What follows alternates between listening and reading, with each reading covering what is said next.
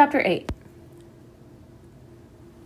Ship's Tour of Tentacles by Roland Smith. As the Kolonkov pulled away from the dock, Marty stood on the deck, using his gizmo to locate Luther.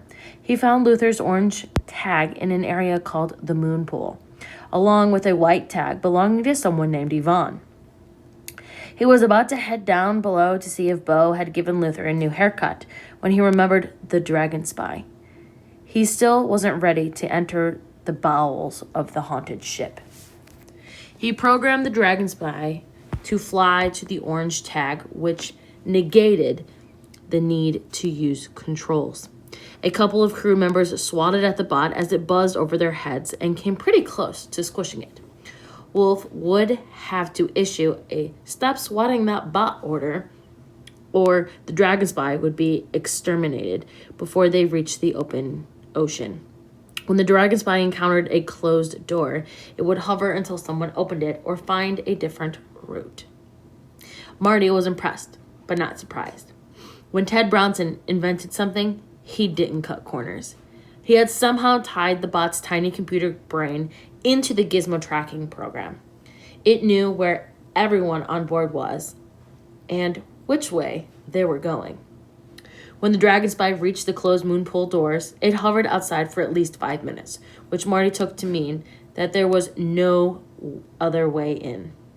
Finally, the doors hissed open, and he saw a blurry boat rush by with what looked like a fish in her mouth. The dragon spy zipped through the first set of doors and barely made it through the second set before they closed. Marty put the dragon spy into hover over Luther and Yvonne. Luther looked up and waved. Most of his hair appeared still to be attached to his head. He was talking to Yvonne, but Marty couldn't understand what he was saying. He sounded like an insect. Marty hadn't perfected the dragon spy audio yet, but he was getting close to figuring it out.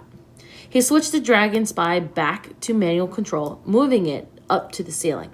The moon pool was too big to see on the little screen, but he could make out the dorsal fins of the 3 dolphins and the overturned stainless steel fish bucket. Bo had obviously decided that stealing one of her enemy's fish was more important than Luther's hair, temporarily at least. Marty would have to get Luther a sock cap, or Bo would be after his friend the entire voyage. He called Yvonne on her 2-way radio with his gizmo. Everyone on board was required to carry a 2-way. Luther hadn't been aboard long enough to get his yet. "This is Marty. Can I speak to Luther?" Yvonne handed her 2-way to Luther. "Thanks for using me as chimp bait," Luther said. "That was a riot." "Sorry," Marty said, not meaning it out. "Could you open the door so the dragon spy can get out? I want to take a look around the ship." "I ought to leave it locked in here until its juice dries up and it drowns in the pool," Luther said. "Then you can explain to Wolf and Ted how you lost their $1 million bug."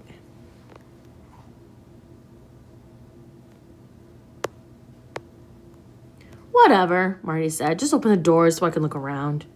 "You could use your legs to do that," Luther said, walking to the doors. "The ship's interior looks better than the exterior, although I didn't get a chance to see much of it because I was running in terror." Marty didn't want to admit that his own legs were trembling a little at the prospect of walking below deck. "What are you doing down at the moon pool?" he asked. "In fact, what is a moon pool?" Luther repeated what Yvonne had told him. "Oh," Marty said, not understanding half of the explanation. "We're going to put on wetsuits and swim with the dolphins," Luther told him. "And I won't be wimping out like you did the last time you went for a dip with them. Yvonne's great. She's Wolf's dolphin trainer." The dragon spy buzzed back out of the 2 set of doors. Marty looked at the power gauge. He had about 45 minutes of flying time before he could call the dragon spy back to its little drawer or land it near an artificial light source to recharge. He flew it down passageways through the engine room, then up to the bridge where Wolf was standing next to the gnarled old man with a carefully trimmed white beard and white hair battened down with a captain's hat. According to the gizmo, his name was Cap. He looked old enough to have sailed on the Titanic. The deck below the bridge had a large library that looked very similar to the library on Kryptos, minus the fireplace, aquariums, and high wire. Next to it were a series of laboratories, but the doors were all closed, so Marty couldn't get the dragon spy inside. He caught Al Ikes strutting down a companionway in a 3-piece suit, of course, and followed him. Al slid a card through the electronic lock at the end of a corridor, and a door slid open. Marty flew the dragon spy inside behind him. Joe, aka Bullethead number 2, sat at a bank of surveillance screens, including one showing Marty standing on the deck maneuvering the dragon spy. He didn't see any of their living quarters on the screens, but he wouldn't be surprised if Al had cameras there as well. Al paused and looked at a couple monitors while Marty made some adjustments to the dragon spy's settings. He was rewarded with clear audio for the first time. "Stay diligent, Joe," Al said. "If you see anything unusual, report it to me immediately on the secure radios." Yes, Marty thought.